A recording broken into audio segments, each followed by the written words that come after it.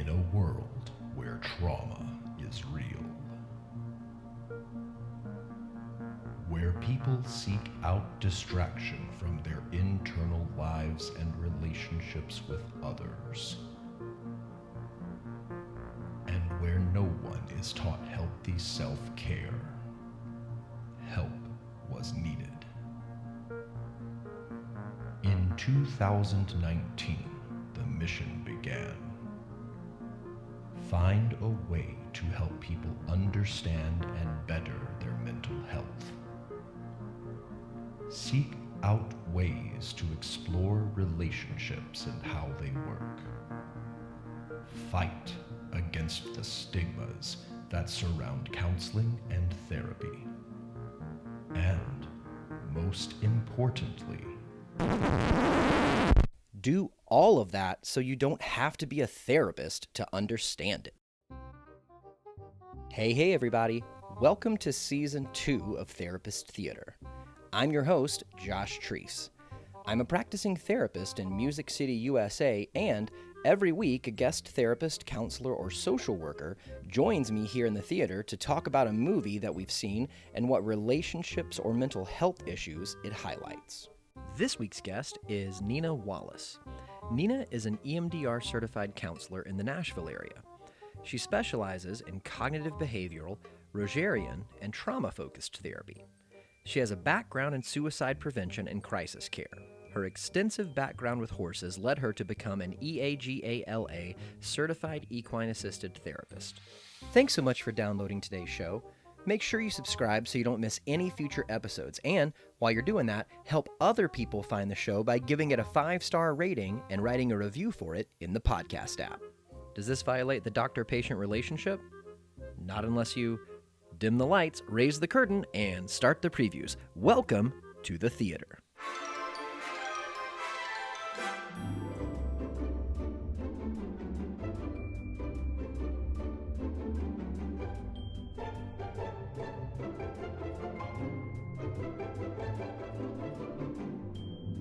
Nina, how's it going? Great. How are you doing? I am doing wonderful. So obviously we're in the middle of coronavirus, social distancing. Yes. How are you holding up in all of that? So I've been a little flexible. I typically see clients in an office and then I do equine therapy, which is outside. So luckily I've been able to do some phone sessions. I've been staying home the past several days and doing phone sessions. I've rescheduled my equine therapy clients for the time being, just trying to kind of limit people in and out right now. So. Mm-hmm. And just so that we can kind of clearly define, equine therapy is?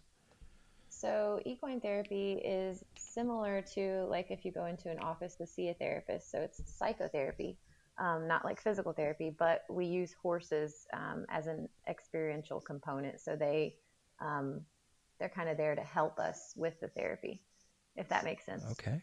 Yeah. It makes sense, and I'm sure that we'll get into a little bit later kind of the nuts and bolts of how that happens. Oh, yeah. Is there, oh gosh, I mean, I guess there's like no way to kind of have that translate to, phone or teletherapy or anything like that.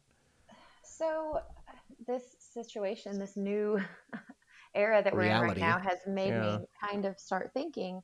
So I've actually thought about, I'm going to start doing video sessions with my office clients. So I'm thinking about trying to incorporate a video piece into the equine therapy, but it will be different because a lot of that relies on the client's interaction with the horses. So Yeah. I'm trying to think of something for that, but I haven't come up with it yet. So maybe that looks a little bit more like an object lesson, kind of a let me demonstrate to you instead of you experiencing it or something along those Right. lines. Yeah. It definitely has to be a little different. Yeah. Well, I mean, I know that I transitioned my practice to all teletherapy this past week, and really I think humanity is all just doing the best we can right now. Yep. That's all we can really do. So Yeah, yeah. Well, I like to start out every conversation with my guests by just asking why therapy? Why is it that you do what you do? okay. Well, the shortest version of that story is I've always had horses in my life. That's kind of been something I started doing from a young age. And my plan was always do a job where I can continue to have horses and do things with horses. So that's where my motivation started. So in my undergraduate college, I actually had a marketing and business degree and I minored in psychology. And I thought, well, I'll go out and I'll get a sales job and I'll make money and maybe eventually I'll go back to psychology because it had always been something I kind of liked. So I got a sales job. I started going out and meeting clients and ended up sitting in their offices and talking about what was going on in their lives more than selling anything to them. So I decided, well, maybe I should go back for that psychology minor and do something with that. So that's when I went to get my master's to do counseling. And always kind of had the horse piece in the back of my mind, like, oh, maybe I can do equine therapy eventually. So it's kind of where it started. Um, but actually, the movie I chose has a little bit to do with that too. I believe that somewhere subconsciously, having seen this movie when I was younger, had a little bit to do with guiding Yeah. me in that direction. Yeah. Yeah. Well, we'll get to that. What you said that you've always had horses in your life. Is that Mhm. a family thing? Like, tell me about the connection that you've had to them. Sure. So my mom had horses. So I can remember being around horses when I was very young, and I always liked them. Um, then she had actually sold them when I was about 5, and I started seeing stuff on TV with horse shows or things with horses, and I started begging for a horse again. Hey, can we get horses? Just kept on. I was very persistent about it. So then around when I was about 9, my parents finally bought me a pony, and Oh then wow. I've kept horses in my life ever since then. So And I mean, I'm just gonna display my ignorance. Ponies different than horses? Same yes, thing? good. Thanks for asking because I don't think about that until people ask. So ponies are actually just a smaller version of horses. So people a lot of times think ponies are baby horses or young horses, but they're not. They're just small.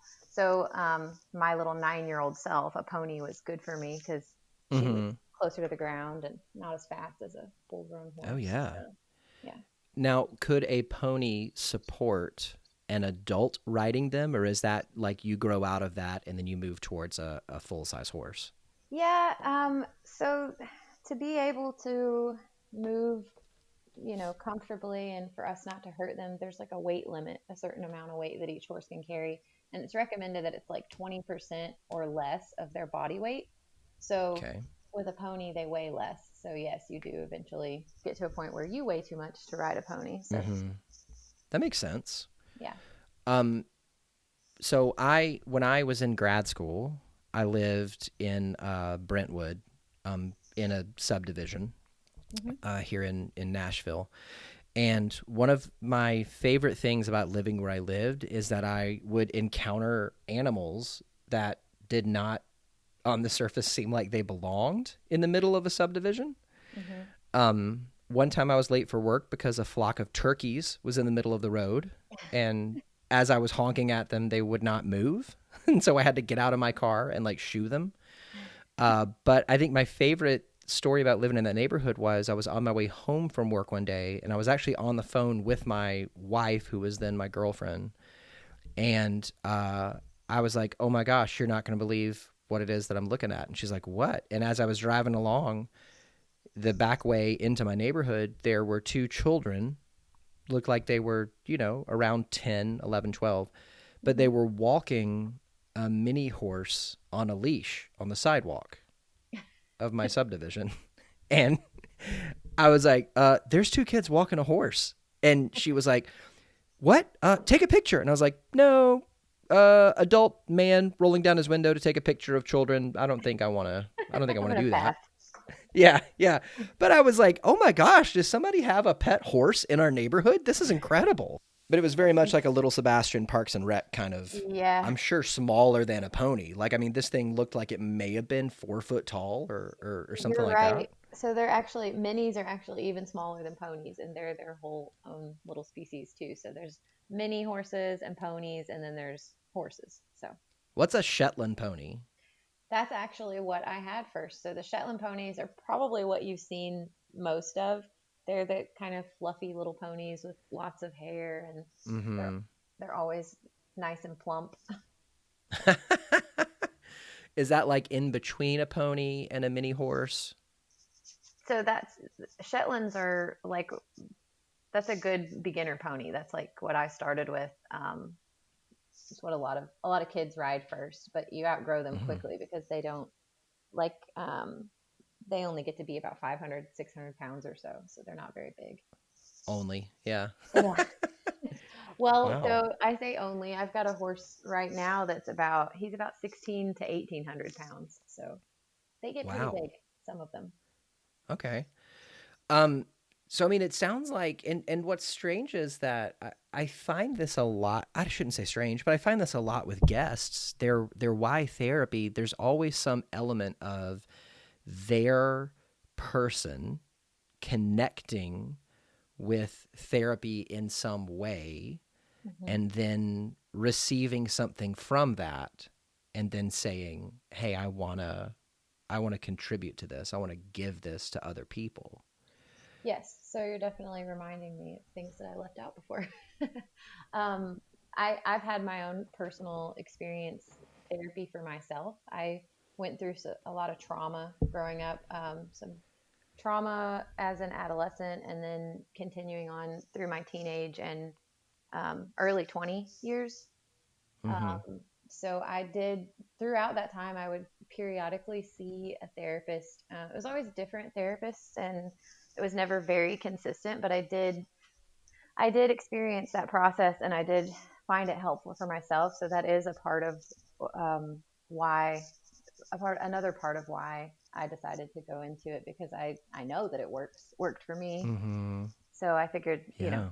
I can help others, since I understand how a lot of it feels too, to be in that position as being the client going through the stuff.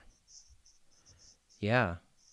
I mean, that was definitely my story too. Like, I've been given something from this, Hmm. and it's been so transformative. I want to give it to other people. But I think, one thing that I was surprised by going into it as a career myself, and it sounds like this has been something that's been a big part of your journey as well, is like, you don't, like, being a therapist isn't being one type of therapist. Like, your personality can really come into it as a career.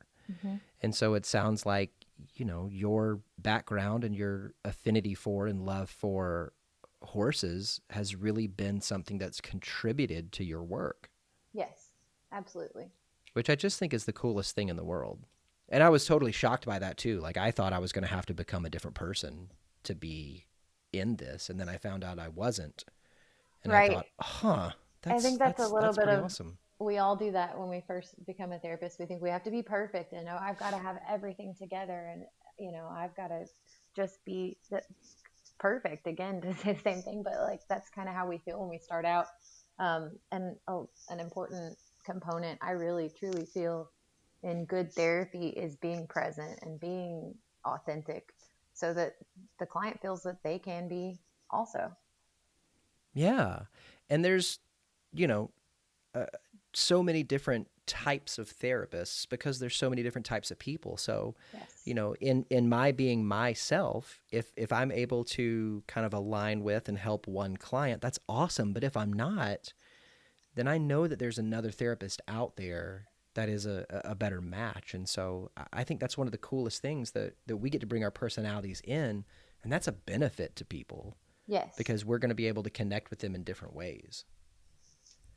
I agree. I like the artistic freedom, I guess, that you have as a therapist, where you're able to incorporate Hmm. any component that you feel is helpful. Yeah. Within, I mean, we do have ethics, we do have regulations, of Right. course, but you know, but it is cool. So let's talk about a movie. Yeah. So what movie did you bring for us to talk about today? So my movie's a little older. It's Good Will Hunting. I I chose it. I said earlier, a lot of it is. I really think this movie in some way was stuck in my subconscious and kind of made me want to be a therapist, because the type of client that the main character would be is the kind of Mm-hmm. clients that I work with now. Um, Oh, wow. yeah, so it's kind of cool. 1997 is when Hmm. it came out. And so, like, my recording and release schedule is not exactly synced up. So I'll record an interview with somebody that'll come out, either 1, 2, or 3 weeks after. So the episode that we just released this week on As Good as It Gets with Jenny Black, that was also released in 1997. Oh, okay. And it kind of blew my mind, like, because Leanne, my wife, and I watched Good Will Hunting last night in preparation for the interview today, and I was like, this came out the same year as Good as It Gets. There was like some heavy hitter movies that year. Yeah. Um, so I got to tell you, I was thinking about this ahead of time. There have been 1 or 2 times where I've had a little bit of a joke about Good Will Hunting on the show because I've had I've had guests that have said, I was thinking about doing Good Will Hunting, but then I didn't pick it. And I've told them, actually I've never had a guest pick that before. Maybe it's too obvious. I don't know. Yeah, that's kind of how I I don't know. felt. But Yeah. I was trying to pick a horse movie, but I Yeah. couldn't find one that fit well. So then I was like, well, this is a good go-to. Yeah. Well, what's funny is that the original movie you suggested, I think it was called Mustang. Hmm. Like, I looked it up, I watched the trailer, and I thought this would be great, but there was nowhere you could rent it. Oh, yeah. And so I just thought, I don't want to have a movie on the show that nobody can watch, Right. because then it's just kind of like, hey guys, we're gonna wet your whistle for something that you can't get your hands on. Yeah. Talk about this, but Um, you can't watch it. Sorry. yeah, but I think that in kind of my original thinking through how to talk to people about movies and how to invite guests to do the same, it was always like, hey, the movie's going to be a starting place for a conversation. It's going to be the framework. So we don't really need like perfect matches, because movies have relationships in them. Hmm. And so if we can use a relationship as a jumping off point, that works. And you had said, hey, I think that, like what you had said, I think that this guy in this movie, I think he'd be a good place to talk about the type of therapy that I practice. So Yeah. what is it about Good Will Hunting that made you want to talk about it today? So like I said, a lot of it, I feel like I really wanted to be a therapist because of the therapy piece in the movie. Um, it's impressive, I feel, because he's a very difficult client. Um, Mm-hmm. and the therapist really stuck with it and worked with him. Um, Now, when you were saying that you wanted to be a therapist because of this, mhm. were you picturing yourself in Will's seat, or were you picturing yourself in Sean's seat? So, sort of in Sean's seat, but I always want to make things my own, so it would be different, right? But that was kind of how I saw myself, as helping someone. Um, and for some reason, helping the difficult clients felt like the place I needed to be. Um, Mm-hmm. and I'm not sure if some of that has to do with my own personal stuff that I've worked through. Maybe Mm-hmm. that has a part to do with it too. Do you like a challenge? I do. Yes. Yeah. Hmm. Um, are you not? Is there any part of you that's like, hey, I'm not scared of digging in with people. Let's get real. Yeah, definitely. I remember that when we were in ethics class, uh, Dr. McCurdy showed clips from this movie as examples of what not to do. Yeah, there is a lot of that. So, really, when you talk about Good Will Hunting, I think it does a good job of like putting therapy out there in some ways, but there's a lot of it Mm-hmm. that's different than real therapy goes. And because of just that, like, ooh, I wouldn't actually say that to a client, or No, I probably would never do that. But Would you not choke one of your clients? I haven't Is tried that that not one yet. something Yeah, that no, I'm not going to do that. Yeah, that's definitely an intervention that's probably off limits there. Right. But that's the piece about the equine therapy that's cool is those kind of clients, the clients that are don't want to participate in therapy. They're, maybe they're court mandated like he was in this movie, um, or probation, something like that, mandated him to go to therapy, but they don't really want to be there. They don't want to do it. And that's where the horses are able to bring in a different element and kind of get them out of that space is from my experience. Now there's always someone that, doesn't want to participate, no matter what. But for the most part, what Yeah. I find is that the equine therapy tends to be really helpful for kids that don't want to be in therapy, for Oh. court mandated type stuff. Very good for trauma, and even like relationship, family counseling, couples stuff. They're helpful. Yeah.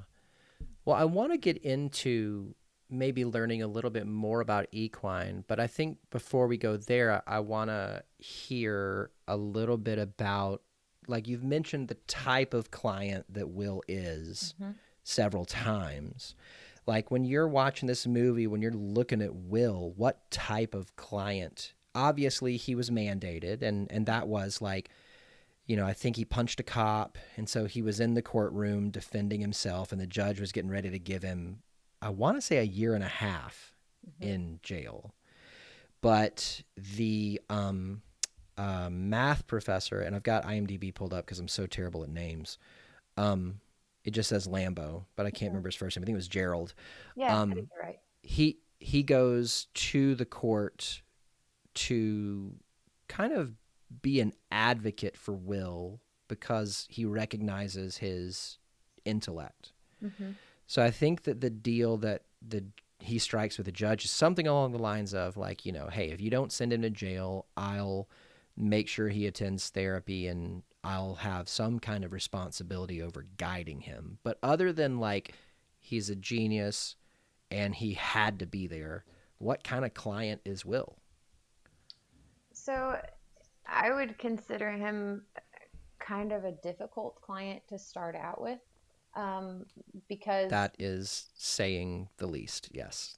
yeah, he doesn't want to be there. But he's not that simple where, the client that will just honestly say to you, I don't want to be here. He's more almost manipulative than that and kind of like plays a game with the therapist. Um, and Mm-hmm. I feel like those clients need someone, because that's a defense thing that comes up. I'm gonna play these games, and then that way I don't really ever have to connect with anyone in any way. Um, It's like a smokescreen. hmm So that's where the horse component. I talked about my 1,600 to 1,800 pound horse.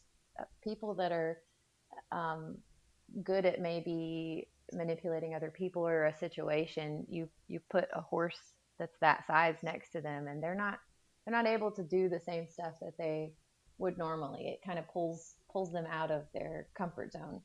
Um, and what I've found is it makes them be more true to their authentic self. Really? So, like, equine therapy is something that I have had a vague awareness of. Hmm. Um, like, I did an externship in EFT, and of course, in Nashville, that means you're going to be sitting under Kenny Sandifer, and Kenny is a giant advocate for, working with horses, Hmm. probably because he had a background in rodeo. But so I had that awareness, but like, why horses? Like, why not dogs? Why not cats? Why not something else? What is it about a horse that really is able to do something in mental health therapy? So there's a couple of different reasons for that. So the main difference between dogs and horses, and the reason that horses I feel are more helpful, because I love dogs and I think dogs are also therapeutic in their own ways. Mm-hmm. The reason that horses are a little bit more helpful for the therapy process is because dogs are not prey animals, whereas horses are. So horses have a heightened awareness all the time. That's how they stay alive. Now, So, like, when you say prey animal, like an animal that would be prey for something else. yes. And Okay. obviously, our domestic horses don't really have to fear the kind of prey that horses, you know, when they were roaming free, or the ones that are still roaming free, have to be fearful of, but they still have that instinct that I need to survive. So that's why they can Yeah. be so great for working with people with trauma, because they're also very heightened awareness all the time. But that heightened awareness Huh. helps the horse um, if you know how to put the horse in the situation. So with the equine therapy, you have a therapist and actually an equine specialist there to help. So to keep things safe and help run the process. But the horse actually will read the person, and the horse will respond to whatever's going on. So if someone comes up for equine therapy and they tell me, "Oh, I'm not anxious at all. I feel, great." Okay, sure. Well, go up to this horse and do this. Like, we'll have a little, assignment or a little thing to do. And the horse is going to tell me if that person's anxious. And I'm going to be able to talk Huh. about it. So that it's kind of almost like How the would a horse horses. tell you? So, like for myself, I've been around horses my whole life, so I can read them well. I know body language and stuff with them, so that's a part of it. My equine specialists that assist me are also, they need to be people that have been trained in horse behavior, um, and what those things mean, so that we are able to read that. But so like I'll it's almost like the horse will call the person out for me. And I'll say, well, the horse wouldn't do this if you weren't anxious, or horses typically do this when this is happening, or the horse literally responds to the person. And when a person is able to bring their anxiety down, the horse will respond and they can see it. And I think that that's where the piece comes in that's so helpful for people that are resistant, because it's easier to see, like, oh wow, I can affect this giant horse next to me. I really have a lot more power than I think I do. Yeah. But I mean, like, so to use your example, if a person is not in touch with their own anxiety Mm-hmm. and you give them the assignment to, like, go up and brush the horse, which I'd imagine, I've been around horses maybe like 3 times in my whole life. So I feel like that'd be an assignment somebody would give me. Here's a simple thing that you can do without having a giant knowledge of how horses work and all that. So Right. let's say that I am not in touch with my anxiety. You tell me go brush the horse. I move towards the horse. The horse reads me, sees that I'm in my anxiety. Would the horse walk away from me? Like, would it try to kick me? Like, what would it do? So typically they're going to walk away. The horses, when they're nervous, they kind of make a snorting sound. They might do something like that. Um, Huh. they're gonna tell you, because the horse is looking to us, um, kind of for protection. Um, we're actually You and the predators. equine specialist. Right. Oh, So yeah. any people that are around them, they're looking for leadership and kind of protection from. So if the person's anxious, they think, "Oh, I need to be concerned. What's going on?" Hmm. Does a horse have different reactions to different emotions that a person is putting off? Yes. And I have different horses that I implement for different pieces. So, like, I have one specific horse that's my anxiety tester horse, because you can't even touch her if you're anxious. She's not going to let you. Wow. And I have What's her name? another. Her name's Callie. She's Okay. actually an ex-race horse. So Wow. she's very sensitive, which is helpful for the therapy. That's a powerful component too. I think when people, I don't tell them much about the horses until maybe the session's over, or later on when I find it to be helpful. And when I tell them, "Oh, that horse that you were leading around, that used to be a racehorse," that brings them a lot of, like, "Wow, I can do more than I thought." Something about that is powerful. Hmm. But I have other horses that, so each horse is like people. They have different personalities. So I've got one that's a boundary pusher, and if people have issues setting boundaries in their life, it comes out in the therapy with the horses, and my boundary pusher horse will show me. So it's kind of cool that I know, which horse can do which thing. So that's the key part of the equine therapy, is knowing your horses. And anyone that does equine therapy would be familiar with that. They would know, yeah, I've got to Yeah. know which horse to It use in sounds what like situation. Yeah, it sounds like you've got to be really attuned to your horses, Mm-hmm. Yes. which is something that as therapists and counselors, we have to attune to our clients. And so, do you find it difficult, or I don't know, maybe it just comes naturally to you to attune to the horses and the client at the same time during the session? I don't, but I also I use an equine specialist. The only time that I don't use an equine specialist is if I'm sometimes doing an individual session and I'm only using one horse. So then I feel like Mm-hmm. I can keep up. But so that's why I use an equine specialist. So if I have maybe a group going, or if I have a family, I'm watching the people, and so my equine Mm-hmm. specialist is watching the horses, and then we come together and kind of talk about what did we see. Um, the horses, it's kind of funny. They make things easier for us because they kind of tell us what we need to work on. We come together and we communicate about, well, I saw the horse doing this, or this happened when the person touched this horse, and then we know where to go from there. Um, Wow. Have you ever had anybody that resists? I mean, and not like in a at first way, because obviously that's kind of the work, but like anybody that's just resistant to the equine, or is it like if they're coming to see you, they kind of just know this is part of it? so I have had some clients that I feel like they would be resistant in any type of therapy, and they were resistant to the process. And I really just feel like it's kind of like in therapy, we can only help someone once they're ready for the help. Mm-hmm. They've really got to want to work through stuff. So I've had a few that I feel like the process didn't work for just because they weren't ready. The horses were doing things were happening, but they weren't able to see it as well as some people do. Um, and Mm-hmm. I just attribute that to them not being ready yet. And I'm hoping that, we planted some seeds there that will grow for them later. Yeah, and that could be true for. I mean, that's happened in clients that I've had, and I don't work with horses, but like sometimes you just encounter, I don't know what you would say, resistance along the way, and it's not about you, the therapist. It just means that wherever that person is in their life, this is just not the right time for whatever reason. And that's Right. okay. Mm-hmm. Hopefully you kind of help them to have an experience in therapy up to that point that was positive enough to where when the time is right, they'll come back. You mentioned, planting a seed. That's a great metaphor for that. Mm-hmm. Um, so let's look back at Will. What is it that sticks out with Will that makes him a great candidate for equine, and what would you kind of like do with him?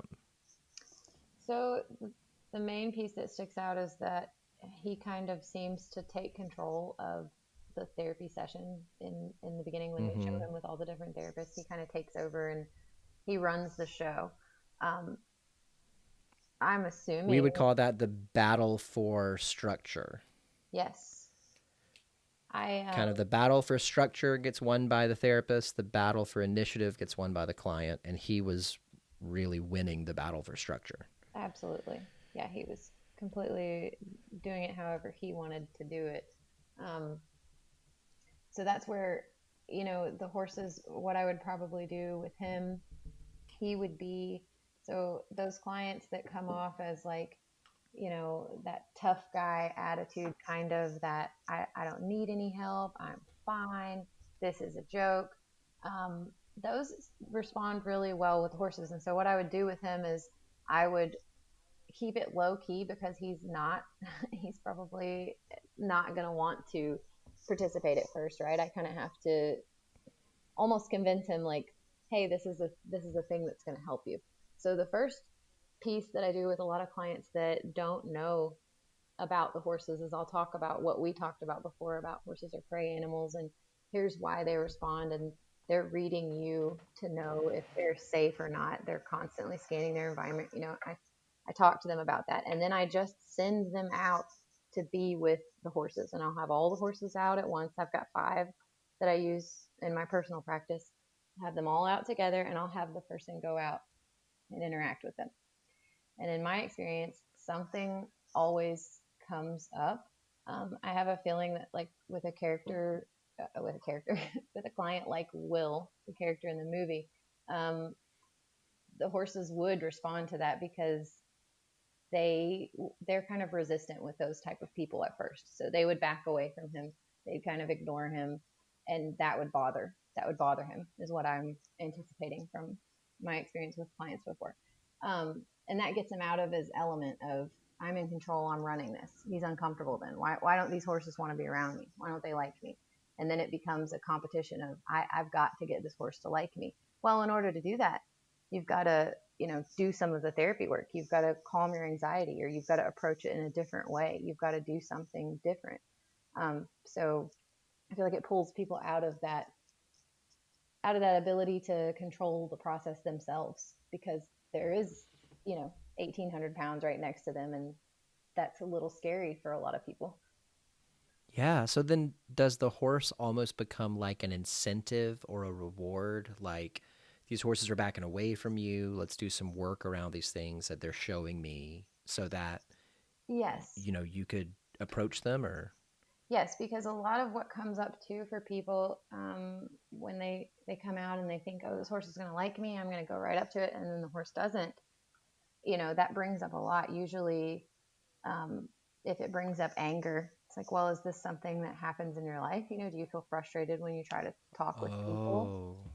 It typically puts people in the element of, it's almost the element of fear, but the element of being around the horses just kind of makes people be their authentic selves. So if they react with anger, that's what they typically react with in their life. If they feel rejected by the horse, that's something that comes up in their life all the time.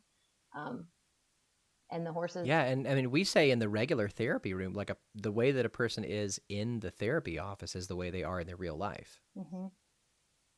Sounds like the same thing is true there. Yes.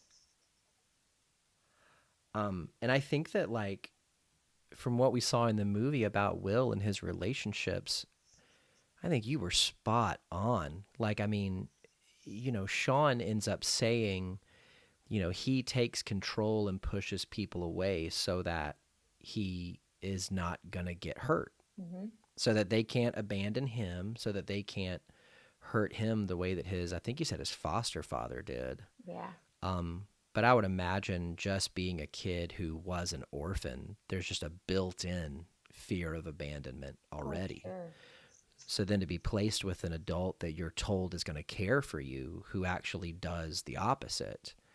And there's been plenty of examples, as we've talked about so many different movies of what,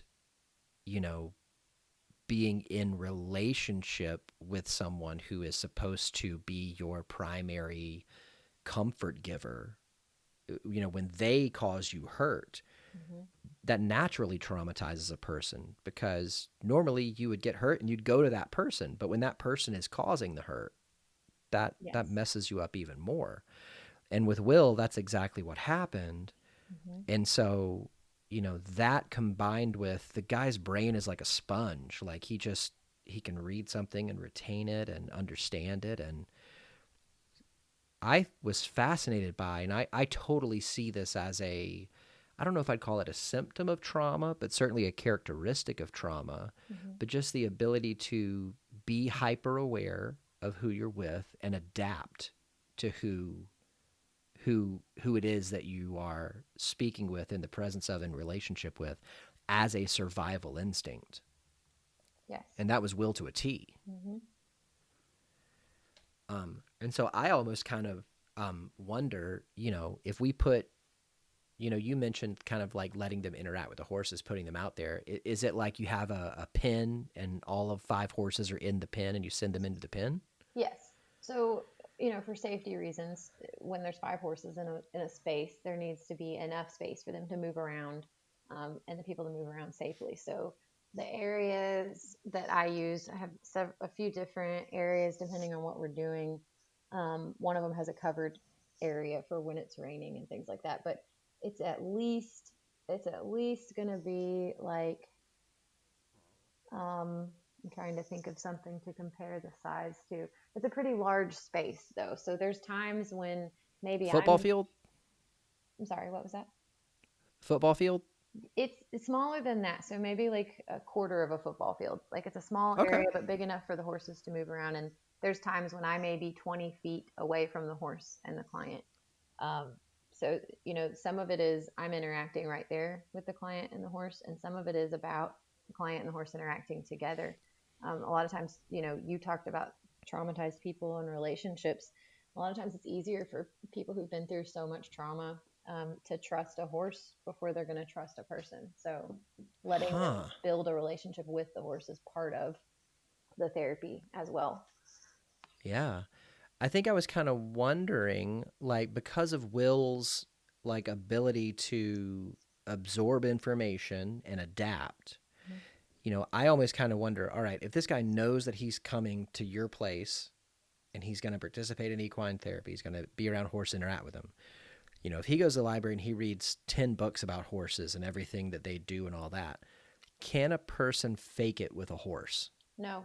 Like, can he come up and, like, his kind of thing was that he would spout off facts more than Mhm. anything else, and I think Sean really called that out because he said, you can tell me about a Shakespearean sonnet, but how many times have you woken up next to a woman and been completely happy? Mhm. So he really called out the difference between knowledge and experience. And so if he has no experience with horses, he has knowledge, can he fake it? No. So the horses are still going to read you. It's kind of funny. I grew up with horses. I've always been around horses, but I didn't bring the therapy component in until the last few years. Actually, I got my license and I was doing therapy before I was able to go be trained in equine therapy. And going through that process, I was able to learn even more about how the horses respond to people, and how they interact. So after going through that process, I I see things that they do differently now. So even like even Oh, myself, they'll call me out. So like if I go out to the barn, um, they'll act different around me, and that'll tell me like, oh, something's going on. I must be stressed or something because they don't respond to me like this unless I am. So they even call me out. They make me do my self that's care. amazing. Yeah, it's pretty great. Yeah, Hmm. that's awesome. I could definitely see. So one of my just kind of like favorite stories is my wife and I have a dog. We got him from a rescue. He is 6 years old. He's like 52 pounds. Medium, just on the bottom side of a large size dog. And I want to say it was Thanksgiving 2 years ago. We took him with us back to South Carolina to have Thanksgiving with my wife's family. And she has a 90-year-old grandmother who is, I mean, it might be generous to say she's 4 foot tall. Like, she is just the most precious grandma you've ever seen in your life. Um, Older, doesn't get around quite as much as she used to. But Hmm. at one point, we're on the couch.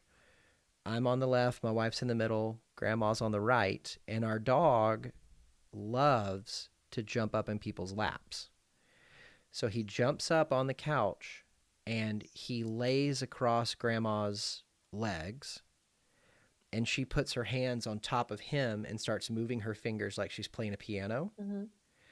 And we're like, oh my gosh, he's going to crush her. This is terrible. But she loved it. And my mother in law's brother, uncle in law, if that's a thing, I don't know. He's a nurse, so he cares for their mom.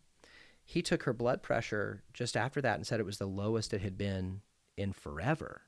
Yes. And so Mill, our dog, like, jumping up on grandma was this like calming agent for her. Hmm.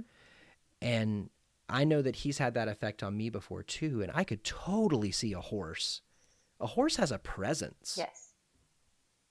Like, and so I could totally see. I don't know how calming riding a horse would be, Yeah, we but don't I do mean, we just don't do being in the writing because of that. presence. Yeah, but just being in the presence of one, maybe even, I don't know, leaning against one. I mean, I guess you could hug a horse's neck. Yeah. You can't really hug its torso, but I could definitely see that just being like an aid in regulating. Hmm. So it's interesting you brought up a point. There's actually research behind that now. I mean, obviously they're doing all kinds of animal assisted research, and just animals and touching the animals is helpful for people. But the Heart Math Institute actually did research with horses, and through their research, they found that people, even if they don't touch the horse or interact with the horse, so let's just say that they're sitting next to the horse is in the Mm-hmm. stall and they're in a chair outside the stall or something. If they're in a general proximity with the horse, it lowers blood pressure, it brings your heart rate down, and people feel better. So they said that this Heart Math Institute, and I'd have to read the research again to know how they determined this, but they said that the horse's heart energy space is up to 16 feet around them. So even just being around them can be calming. But so imagine, Wow. you're someone that's never been around a horse before, and you're able to go and put a halter on and lead the biggest, let's say maybe the biggest horse out there. That's going to give you some feeling of confidence and power. Yeah. Well, I remember when we were in, like, I don't know, lifespan development or something, we were learning about attachment. Mm-hmm. Like, we learned that when you're an infant and you develop your first attachment relationships to your primary caregivers, typically that's mom and dad.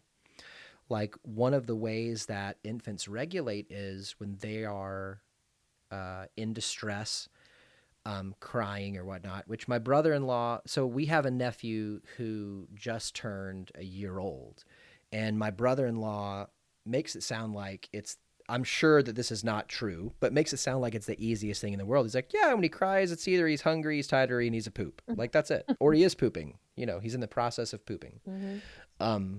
Present tense on that verb. But we learned that one of the ways that infants regulate is that when they're in distress, of course, their heart rate raises, Mm-hmm. phonics.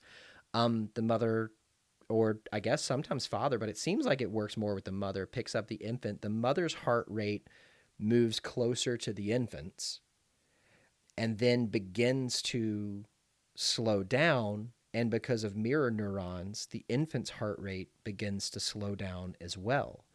So it's like the presence of the mother helps the infant in regulation. And I could see, because of a horse's size and its presence, something akin to that happening. Because as grown adults, even if we're not like a big person, a horse is still much, much, or even if we are a big person, I should say, a horse is still much, much bigger. Yes. Yes, and you're exactly right. The same thing happens with horses. Their resting heart rate is actually much slower than ours. So us being around them, it slows our heart rate down. Just being near them. So that's without even adding in the other components of interacting with them and doing things with them. So it's really, I tell people it's unlimited. Like there's so many different things that you can use the horses to do. But I know it's really hard to understand unless you've actually participated in an equine therapy session yourself. It's really hard. It's hard to understand. Even being a horse person myself and being a therapist, I didn't really get it until I did the training. And in the training, like any therapy training, you have to do yourself. You have to participate as a client. And so until I did that, I didn't really get it. So Yeah. It's fascinating to me. Like, I would love to learn about, like, which really I'm always interested in, who's the person that discovered a thing and how did they discover it? Like, was there a therapist who had a background with horses that just added them together? Was there somebody who was not a therapist that just observed these behaviors going on? Like, how did this become a thing? So it was a lot of different components like that. I think, I grew up around horses and riding, and there's an element of that we know, people that are horse people know. We just know that horses are therapeutic, but we didn't really know why for a long time, I think. And now with the therapy components, they're doing the research and they're finding out, like, why is it that we feel so good when we're around them? Why do they, help us with relationships? So I think, a lot of growing up, I mentioned earlier that I had been traumatized and I had gone through a lot of trauma. And I think a lot of just having horses in my life helped me to get through that. Um, Oh, that regulation piece. yep, definitely. And Wow. the trust, the partnership with the horse. when maybe I couldn't trust other people very well. So This might be like a, I don't know, like a basic or an elementary question, but as somebody who's been around them for a long time and they have a significant part in your life, do you develop a bond or an attachment with a horse, like with your horses? Do you have a bond with all five? Is there one that's yours? definitely. So I really see horses as this really special gift to people. So I kind of get attached easily to most of them, but there's definitely ones that I'm closer to. So, um, very smart horses um, are able to read people more and they interact more. I've got a couple of my horses that are very intelligent and they're probably my favorite just because I see more personality coming out. They interact more. It's it's it's interesting, but I definitely connect more with some than others. And people that have horses on their own without the therapy component feel that connection too. It's kind of a thing in the horse world that people talk about. You find your heart horse, the one that you really connect with. Um, Huh. yeah. Yeah, so I mentioned, the episode that I put out the week that we're recording this on As Good as It Gets. There's a part in that movie where Jack Nicholson is really very similar to Will. He pushes people away Hmm. as a self-protective measure. And at one point he gets asked to care for Greg Kinnear's dog. Hmm.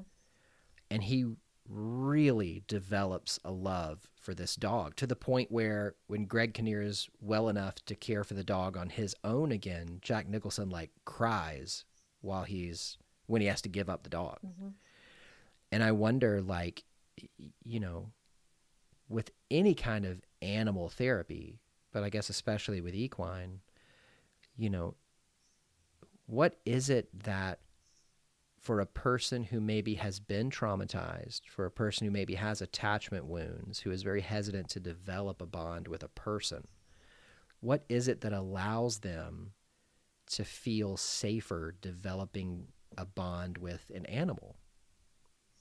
I think part of it is the animal doesn't have an ulterior motive, right? They feel that a lot of people do. Huh. So, but an animal does not. And a thing that people tell me on their own all the time is, I don't feel like the horse is judging me like people do.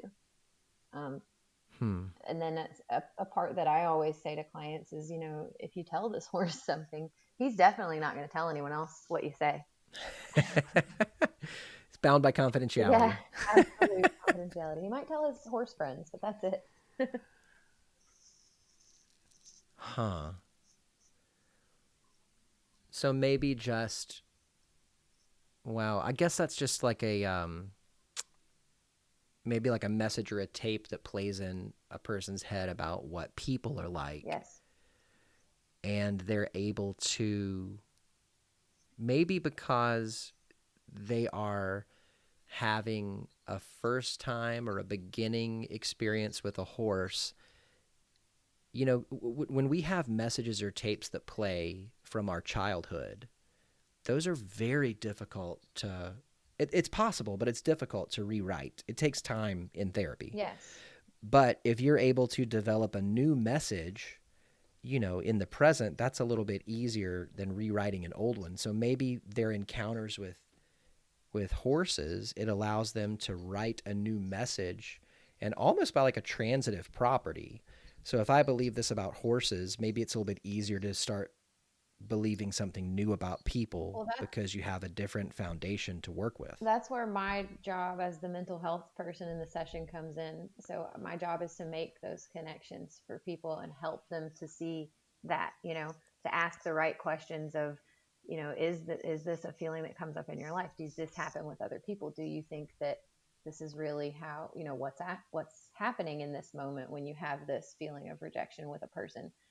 So that's where the mental health piece comes in, and you've got to know when to say what Hmm. and when to bring in those pieces. Now, just like in regular therapy, you do your job, you make the connections, and sometimes people still don't see it, right? But we hope that planting the Mm-hmm. seeds, like I said before, that we're doing something and that they'll see something later. a lot like EMDR processing that continues to go on after therapy sessions. I feel like it's the same with equine. There's a lot of processing that will go on in the week that I don't see the client and they come back, and I'll, the Yeah. first part of the session is I talk about what's happened since I saw you. And a lot of times they'll bring up, interactions with people where, well, I saw this person at the store the other day and they walked away from me. And I remembered when I was with the horse that the horse didn't dislike me. It was just going to get food or something like that. And I thought, well, maybe that person was, they'll bring it up on their own. So it's really cool.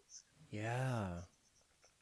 Yeah, and I think it's always such a um it's such a balance between pointing things out to a client and kind of giving them the space to get there on their own. Yes. Because, like, of course you want to help, but there's some times where, you giving an answer or you just telling them, here's what X, Y, or Z means, Mm-hmm. almost hurts more than it helps. Right. So I'm gonna maybe ask the right questions, but I'm not going to say like, well, here's what this connection means. It's more like trying to guide them to get to that place themselves. Almost like you can lead a horse to water, but you can't make him drink. Yeah, absolutely. It's a good analogy for that. Yeah. Yeah. How much is horse puns a part of your work? Because I feel like it would be exclusively all I did if I worked with horses. So sometimes, like, some things naturally come up like that. The horses are funny. They'll do things. You can't be completely serious around. I mean, they're gonna do what they want to do. They take care of themselves. But a lot of that is I bring that up in session. Like a horse lives in the moment. A horse doesn't remember past, things. It's just trying to live in the moment and take Is care of that itself. true, though? So the horses can be like traumatized themselves, and they can have like, if someone abuses a horse, they're going to remember that person and remember that. So in that capacity, yes, they do remember. But as far as like the way that we as people, we get anxious and we think about the future or we think about the past, horses don't do that. Horses are in the moment, and something can happen between one horse and another, and they may be fighting in 1 second, and then 2 seconds later they're fine and they've moved on and whatever, because they're living in the moment. Yeah. So a horse isn't going to remember that embarrassing thing that you said around them. No. But like if you hit a horse, Yes. I mean they would remember that. Yeah. Right. That makes sense. What does a typical like equine session look like? Are we still talking about a clinical hour? Like how does that happen? So typically do an hour, especially if it's individual. Sometimes the groups go longer. So I do equine therapy. I have my own facility where I do that. Then I also do contract work with on-site workshops, and then Journey Pure Yeah. Murfreesboro. They do equine therapy. Yeah. So when I do the sessions there at Journey Pure, they're actually quite long. It's 3 hours for an equine group, but that can be anywhere from like 4 participants to up to 20.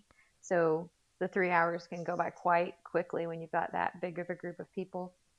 When I do the equine sessions at on-site, they're an hour and a half for a group of maybe about 10 people. So the time is different, but what we do in session with the horses is similar. So each session is going to start out with like a check-in where we'll circle up, or if it's just two of us, we'll sit and talk about maybe what's happened that week, what's going on today, what do we need to work on. Then we'll have a time where we interact with the horses, and sometimes that's out where the horses are free to do what they want. Sometimes we do activities with the horses where the clients will lead the horses and do something actually with them, where they have to maybe lead them through some cones, and we relate it to self-esteem principles or something. It's really unlimited what you can do with it. It's pretty great, if I can say so. Yeah. I mean, well, it definitely sounds like it's very similar to a relationship between two humans. Like there's no limit to what we can do in attachment therapy between two people. So other than the limit of, verbal communication through speaking, it sounds very similar. Like there's not really a limit because a horse has, to a certain extent, agency. They have a presence. And so you're just doing attachment work. You're just doing the work of developing a relationship and learning to trust and learning to be present. Yes, absolutely. Which, I mean, I feel like at least I feel like, and this is the reason why I went, marriage and family therapy over licensed professional counselor. I feel like all therapy comes back to that place. Mm-hmm. Like it's the relationship that I have with myself. It's the relationship I have with others. It's the relationship I have to the world, to a higher power. Like if you're in the office, it's either you're there because of a relationship or you're there because a relationship is helping surface something that you want to work on. Yes. Yes. So a lot of, I mean, I feel truly from my personal experience, my work with clients in therapy, and then going through my own therapy process, I feel that attachment and trauma are a lot of what people need to work on. Or at least, like I said, from my experience working with clients, I've found that there tends to be attachment stuff. And then a lot of people have been traumatized and don't even realize that they were. Yeah. Yeah. I've had clients where, you kind of have to name something a trauma for them Mm-hmm. because they believe that that's just life. Yep. And that's just how it was. And then there's almost like an experience of, once you help name that, it's like then you have to learn how to grieve it. Do you think that horses could help a person grieve? Yes. Horses are good at, we all hear the term holding space, where, just being present with someone and supporting them silently. Kind of horses are great for that. And they respond to sadness in a very comforting way. So when people come out and they're sad around the horses, it's always, there's almost a magical element of it because they do something different all the time and they're just kind of like astounding me. But so recently I had someone that kind of like leaned into the horse and was crying on the horse. It's one of my big horses, very, a big guy, and he just stood there and he took his head and kind of wrapped it around and almost hugged the person as they cried. And that was huge for her. Like that was just a big moment. Like, oh, he's taking care of me. And I didn't tell him to do that. I didn't make that happen. Yeah. He did that. So that's where like I said, there's almost like a magical element sometimes where they do things like that. And it's a huge moment for someone. She'd had a lot of relationship trouble, and just having him be supportive helps her. And she's actually going through some grief too. So I find that they're supportive of people going through grief. It's almost like they recognize the sadness. That's amazing. Yes, it's pretty awesome. I mean, that totally, like I was saying earlier, just recognizing the presence that a horse has, that totally makes sense. Mm-hmm. That a horse would, and I'm sure that maybe there's like a personality component of the horse as well. Like maybe not every horse would do that, Right. but that horse did. Mm-hmm. Wow. I remember a date that I took my wife on once was to an alpaca farm in Leapers Fork. Oh, that's cool. It's And so cute. oh yeah, it was amazing. And when we were there, we're talking about how attachment driven alpacas are. And one lady brought one out of a pen, and this alpaca's name was Cinderella. And and it was very clearly shy because it would never step in front of her. And at one point, she was kind of speaking with her hands, like kind of gesturing. Mm-hmm.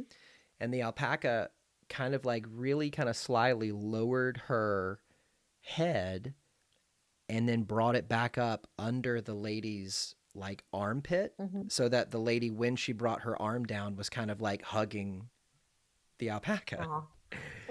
And I was like, oh my gosh, she totally loves you. And she's like, yeah, like I was there when she was born. Like I've raised her. So she She knows me. Hmm. That And I think that kind of goes back to how, working with animals, could just help a person with attachment, because I think something that you said has kind of rung true with me, at least, like, no ulterior motives. Like, Mhm. they're just there. Yeah. And then, as the time progresses, what I've been able to experience with people is their relationships with the horses grow. So it's not like a one time you come out here and the horses are going to do one thing and it's over. As the person goes through the therapy process and begins to change themselves, the way that the horses interact with them is different. It changes as it goes, and they build they continue to build a relationship with the horse. So like each time that they're out, they feel a little more connected, or maybe they connected with a different horse this time. And um, especially I've got some teenage girls that are coming right now, and it's been really encouraging to see them. Um, they when they first started, a lot of self-esteem issues, a lot of anxiety, and just watching the self-confidence boost from watching them with the horses has been awesome. It's just takes people out of their natural element, it seems like. Yeah. Mm-hmm. Wow. Um, is there any, so we've talked a lot about Will. Mm-hmm. I'm really curious because you and I are both therapists. Is there anything about Sean that sticks out to you in this movie? As Maybe not in the context of equine therapy, but just in general. just in general, well, honestly, part of our job as a therapist is to take care of ourselves. And I feel like Will almost prompted him in some ways to take care of himself. So that's the part where I'd say, he probably needs to do some of his own work, whether that's go see a therapist himself or practice more self care or whatever that looks like. But I felt like he was almost, the wounded healer. He was going through his own stuff as he was helping Will, it seemed. Yeah. It definitely seemed like he was still in his grief. Mm-hmm. And Will maybe just kind of like literally shocked him into awareness of that. Yes. Yeah, it was a little blunt with that. Yeah. Yeah.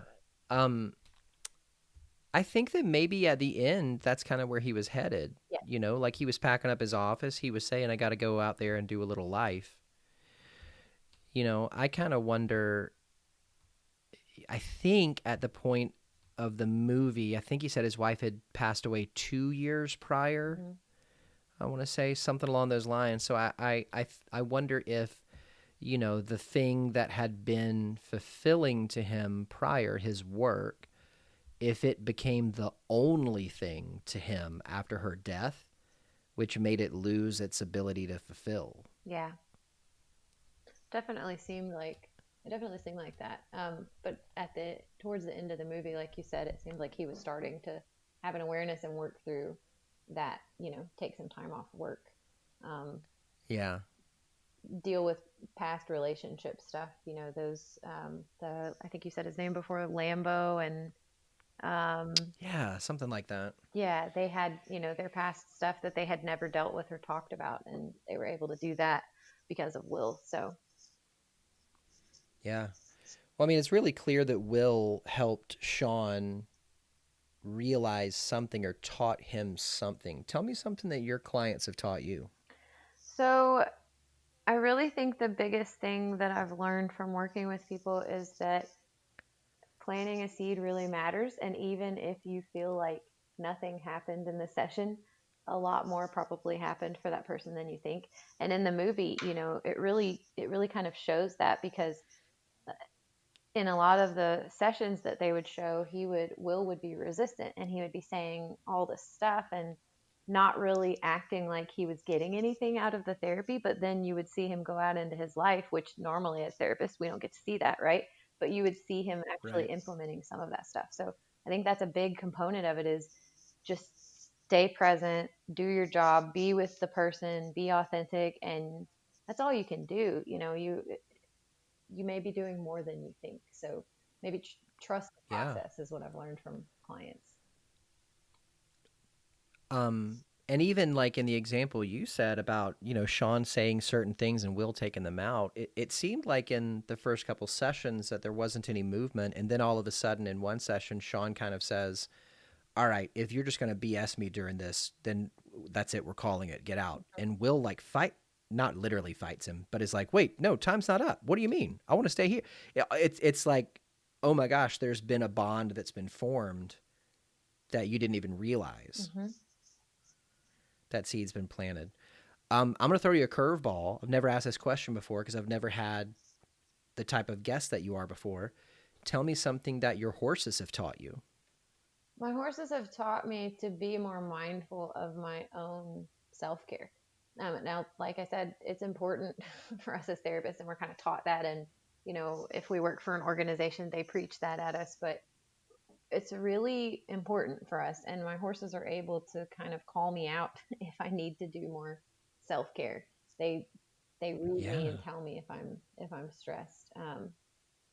But I think as far as like working with clients, they've taught me to trust in more that, things will happen as they need to. I think when I first started as a therapist, I mentioned before, I had to have the treatment plan exactly right, had to be prepared and know what I'm going to say and what I'm going to do. And I think that you do need to be prepared. You do need to have some knowledge. You need to know what you're working with, but being authentic and being in the moment with the client, I find is more helpful, more beneficial than anything in the therapeutic process. I hope I answered your question. I feel like I went way off with it. Yeah, no, I think so. I mean, I think it's just kind of like they're teaching you how to be in the here and now and how to take care of. Not maybe they don't teach you how to take care of yourself, but they teach you the importance of taking care of yourself because that allows you to be in the here and now with them. Yes. Yeah. What's interesting about that is I was talking with a client, gosh, I want to say a month or so ago, and they talked about their relationship with their partner being a lot of hard work. Mm-hmm. And I think that's also kind of a message that gets put out in pop culture a lot, whether it's movies or TV or whatever. Relationships are hard work. Relationships are hard work. And I said, is that true though? Like, are relationships hard work? And I said, I think at least in my marriage, there's definitely been times where my wife and I have worked hard to communicate. Mm-hmm. But on average, I would not describe it as hard work. I said, I think what people really mean by that is that being in close proximity with somebody that the stakes are really high with all the time, it's like holding a mirror close to yourself. Mm-hmm. So I think in the same way that you've described horses kind of reacting to a person's interior that they're kind of putting out there, like my wife senses my feelings. Like if I am in my shame and I'm withdrawing and I'm short with her, like she reacts to that. And so it's almost, I would say the hard work is really dealing with the stuff that the relationship points out that's already in you. Mm-hmm. I think that's a huge piece, though, that a lot of times people don't realize maybe, and hopefully that's what we can help them learn in therapy is like what part of it is your responsibility, what part of it are you bringing to the table. A lot of times, when clients first come to me, it's, well, this person did this and this person, and if they would just do this, everything would be fine. And I think a lot of it is helping them see, oh, I have a piece, I have a part to this too. And the horses kind of just show them. So I don't really have to call it out. They'll show them that, the way they're reacting. Yeah. I had a client one time who actually, was on a farm, like he ran a farm or whatnot. And he would come in, he would tell me all about everybody else. Mm-hmm. Well, this person did this and that person did that. And it was just, I probably let it go on a little longer than I needed to. But eventually I had to draw a boundary with him and say, hey, here's the new rule. You can talk about anybody that you want as long as they're in this room. Like because I wanted him to come into the here and now. And also, every session, he never brought himself into the conversation. And eventually I had to say to him, what's the common denominator in all of these relationships? It's you. Mm-hmm. So let's talk about you, you know? But you mentioned that the horse is kind of pointing out how important it is to take care of yourself. What's one thing that you do to take care of yourself? So for me, I kind of have like a little mixture of things that I need to do to feel healthy. Um, there's a physical aspect of it. I need to do something physical activity. I need to get out and walk or do some yoga or something like that on a regular basis. Sometimes it's riding a horse, but I need to get out and do something physical. I say out, I need to be outdoors.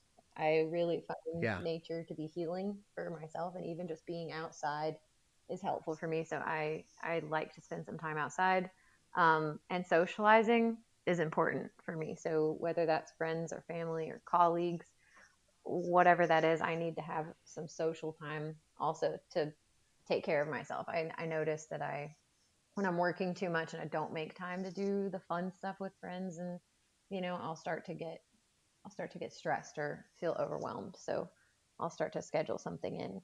But I'm pretty, I'm blessed with the horses. I'm very lucky. I feel that I have them here with me, because there are times that, yeah, I just walk out to the barn if I'm stressed out, if something's bothering me, if I've had a long day at work, I'm able to just go out and be out there with them. And for me, that's very healing, just being outside and near them. So that's kind of my Yeah. little mixture of things that I do.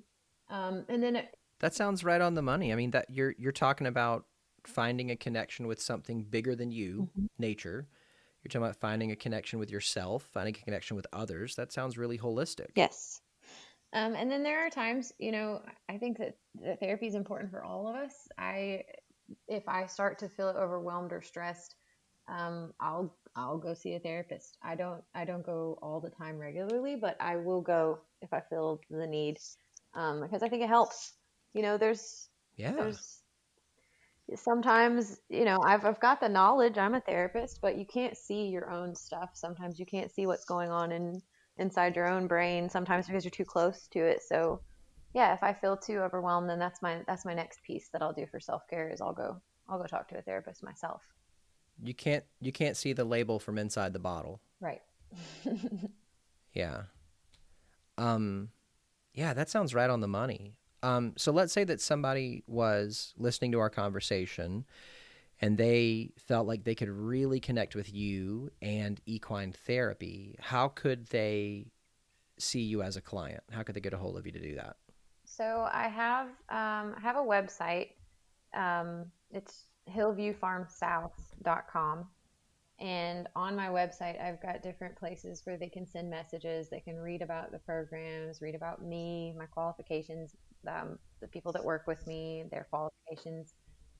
There's also on my website, there's a Psychology Today listing where they can go read more about like specific types of therapy that um, can be beneficial with the equine therapy component. And then I'm also on social media. So I've got a Facebook and an Instagram page for the farm, and people can reach out in that way to set appointments. Now, what I typically do to set a first appointment is I'll do a phone consultation, and those are free of charge. So that's where I talk with the person and kind of do a little screening just to see, like, is equine therapy going to be helpful for you, and just make sure that I think it's a good fit before they come out to do their first session.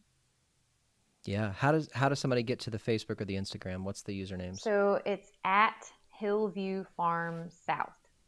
For both of them, it's the same for Facebook and Instagram. Is it farm singular or farms plural? It's farm singular. Nina, thank you so much. I can't even begin to say how fascinating this is.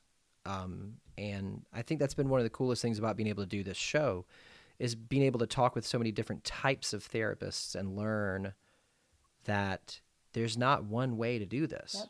There's so many different ways, and they're all so beneficial. Yes. I think that's the fun part of our job. That's the artistic piece that we get, right? Where everybody gets to be a little different. Every therapist gets to bring their own self into the therapy. And I think that's helpful. That's why I encourage people, if you've had a bad therapy experience, try again, try another therapist, try a different kind of therapy maybe, but then Oh, yeah. not every client and not every therapist are going to fit well together. So, Oh, yeah. Well, thank you so much. I appreciate you being here. yeah, thank you.